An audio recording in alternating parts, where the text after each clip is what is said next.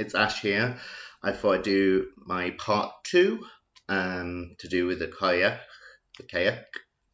And this is going about more her connections with Brìde or Brìde and the Cailleach, and then later going on to connections with the Bodach and the Cailleach.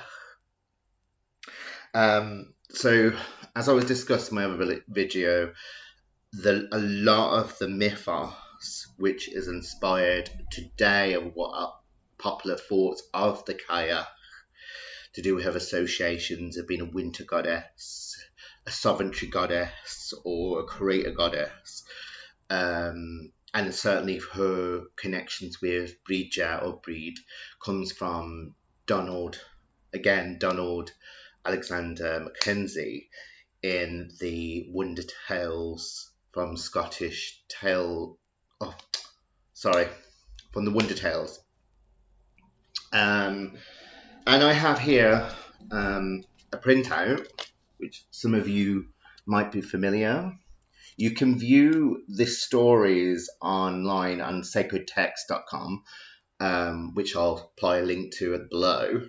And I have a printout. And so it's in 2 sections in which these legends are connected. So the first one is Brìde, Queen of Winter, and the second one is the coming of Angus and Brìde, or Brìde and Angus. So first of all, so in this, he emphasizes, again what I told you, he takes many different stories from different regions of the Hebrides and the Highlands of Scotland and patches them all together to become one story. He emphasizes about the legend of the Cailleach in the creel carrier, so carrying creel stones, creating mountains, in which he emphasizes on Ben Nevis. And then obviously the most popular story is about her drinking from the fountain of youth to become youthful every year. But one thing he does, which is his own creation, and I must stress that a lot, is that he then goes on to say how through Cailleach's jealousy of a Brìde or Brìde, she captures her in like Ben Nevis, which is the Cailleach's castle dominion. And then the story then goes on how that's why it's forever winter, and she is then rescued by Angus Maoch, who he just calls Angus of the youth in this, who he sees Brìde or Brìde through a dream. So first of all, I would like to just sort of break down all this and explain where his mythology is coming from. So to start off, the connection of Brìde and Cailleach, there's only one source for that, and it comes from Marion F. McNeill in the Silver Bough Volume 2. And I'll say the direct quote from her book. So McNeill states that on the eve of Brìde, the Cailleach repairs the island of youth. In those woods lies the miraculous well of youth. There at the first glimmer of dawn, before any bird has sung or any dog barked, she drinks of the water that bubbles in the crevice of the rock, and having renewed her youth, emerges as Brìde or Brìde, the fair goddess at their touch, whose wand the dung grass turns vivid green and starred with the white and yellow flowers of spring. So I believe, I can't remember where, but I believe McNeill has took this legend from a previous book on local customs, I can't remember it to like to me, but I will find it out. Where essentially Brìde emerges from an old woman, the kai-yock. And again, we need to be wary on which the context in which the people that are relaying this story are talking about the kai-yock. They just simply mean she was an old woman at first. She drank from the fountain of youth. She came Saint Brìde or Saint Brìde. Also, we need to be cautious of is in the way the language in which Marion MacNeil is betraying it. Now she's saying she's a goddess. In Gaelic culture, like I previously talked about in my first video, there is no goddess worship within Gaelic culture, especially within the 1800s, in which these material, are collected. So, yeah, I lost my trail of thought. But yes, so we need to be very cautious of that as well. That MacNeil seems to be going along the popular threads of romanticism and the idea of a surviving Celtic religion or remnants of a Celtic religion within Gaelic culture at this time. And again, this is part of the revivalism, Celtic revivalism, romanticism. And it's nice to note that when Donald Alexander MacKenzie published these books on the Winter Tales of Scotland, imaging like Cailleach and Brìde and Angus and Brìde, and it is still at the time when a lot of theories such as Margaret Murray was floating around, where there was hinting that there was this witch cult, an unchained religion connecting to the pagan past carried through certain people and communities. As we know now, that is not true. There's hardly any kind of there is no resonance of an unbroken chain of religious practice. We know that now, but at these times, the early 20th century, people were still holding on to these ideas. Also, I must add, so what else he was doing as well, the whole idea of capturing Brìde or Brìde, he wanted to create a sort of seasonal creation. So like dark and light, summer and winter, which when it comes to the coming of Angus and Brìde, he says that the reason why spring happens is because Angus sees Brìde or Brìde in a dream, and he goes after her. A character called Father Winter comes along and tells her that it's true, that he's dreaming of, and tells her where to go. He also hands him a snowdrop flower and says that will combat the Cailleach. Which, again, I don't think there's nowhere in folklore that sort of backs that up, about the connection between the snowflower, the snowdrop, and not from my knowledge anyway. And again, this is an inspiration which he took, which is from a tale called The Dream of Angus, in which he dreams of a beautiful goddess, and this is a legend coming from Ireland, not Scotland. He brings over a beautiful goddess called Ciara Borlife. Ciara Borlife. So you gotta excuse me. I'm not very good with Gaelic as much I am as Gaelic. Very similar languages, but very different at the same time. So please excuse my Irish. A goddess called Ciara Borleth, and she was the daughter of Elul, Anul, Ethel, Anwar. So a prince of the She, or a prince of a certain land. So he dreams of Kira Borleth. He becomes sick, like bedridden for like several days. People don't know what's wrong with him. All the physicians of Ireland come to tend him because Angus MacKenzie is like one of the most beautiful of princes of the Tuatha De Danann. And then one physician says to him, "It seems like you're lovesick." And he says, I am. I dreamt this beautiful woman, and I know from my heart that she's the one for me. So he's directed to go on a mission to see if this woman exists. And he does. He goes on several challenges and all that, and he finally finds out where she is, and she's the daughter of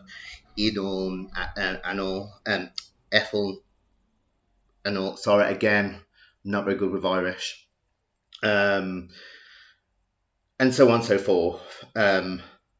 If you want it's a beautiful tale, by the way. If you want the full tale, I will put the link in the description. But it's basically called The Dream of Angus.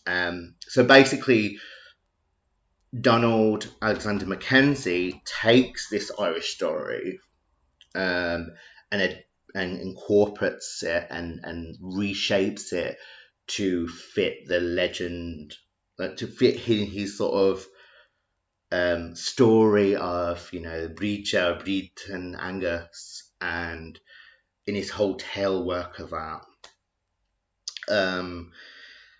And also, like, he's taken from other influences as well, like, so the whole capture of Brìde and Brìde in Ben Nevis, it's sort of like very similar to the tale of Rapunzel from Brothers Grimm, which would have been published around like way before this time, when he published his book, and would have been available to most people.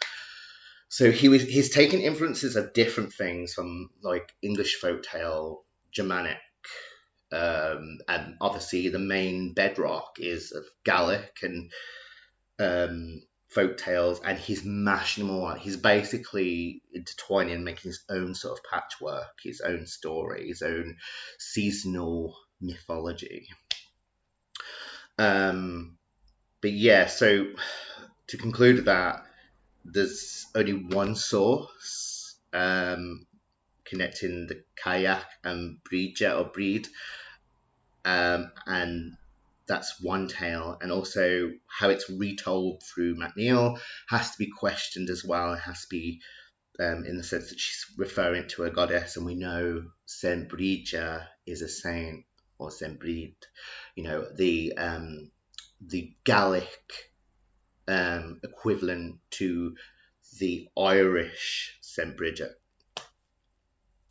So we'll go on to next. So there is also, not in so much in tales, but in landscape, that does bring a connection as a counterpart to the Cailleach. And I spoke about it before a little bit on the other video about, and that is the Bodach, the old man. So to go on that, so we already talked about or Cailleach or Cailleach, the house of the old woman, house of the old man, or the house of the old woman. So we've talked about that, in Glen Lyon in Perthshire. There also is stones that look remarkably similar to the stones of Tyne na Bodach in the Isle of Giga. And it's just off the west coast of Kintyre. I think it's Kintyre. So they're just the west coast of Scotland. So it's just like past the Isle of Arran sort of way. So we have, like, again, what I said, like these stones that are like old woman, old man, And like I said in the other video, my interpretation is that it's just marking ancestors, people that once lived in the land long before you and have remembered through folk memory and commemorated through stone, figure stones, much like we do today. You know, like we commemorate the dead, especially people in like the World Wars, through the stone, and on the stone the people's names. So it is, it's an old, which we still do today. We commemorate the dead through stone, a graveyard, gravestone, a commemorative stone, and that's essentially what they're doing. I think they're doing, my interpretation of it. So we'll go into, so who is the Bodach? Bodach is states from the word bot, which actually means penis or tail. But in the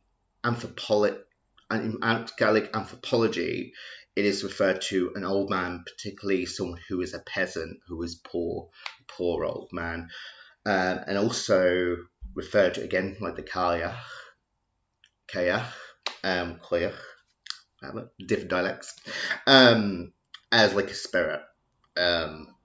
So in that's a lot common is the Bodach is like seen as like a hairy, wild old man. So someone who's got a long beard, little bit unkept. He is also referred, like, sort of regards to as like the bogeyman. So it was a tale that you told your kids, that if you weren't good, then the Bodach will climb down your chimney and take you away. He takes away naughty children, basically. Very similar, again, Father Christmas and all that. These are quite popular within British culture, like of the bogeyman, of taking away children through the chimney, and but also the Bodach is used in certain locations, like which I'll give an example. So there's Loch Bodach, the Loch of the Old Man in the Isle of Lewis. There's the Cailleach and Brìde, the Rock of the Old Man in the Isle of Mull. And then there's Cailleach and Brìde, the Little Meadow of the Old Man in the Isle of Arran. It's quite curious as well, like quite interesting as well, when I looked into the word Cailleach.